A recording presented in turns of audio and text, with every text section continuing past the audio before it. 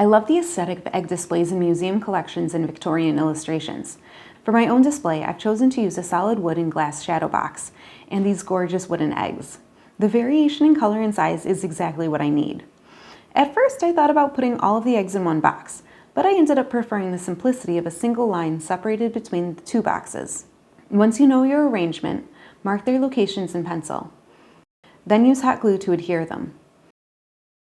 Since these shadow boxes are technically jewelry display cases, I need a way to hang them. I pre-drilled holes for a sawtooth hanger on each corner. If you hang vertically, you'll only need one. With a wipe down of the glass, it's finished. I'm delighted at how well these captured the cabinet of curiosities aesthetic I was going for. Now I just need to find a place to display them. What other natural history projects would you like me to create? If you like this, be sure to like, comment, and subscribe.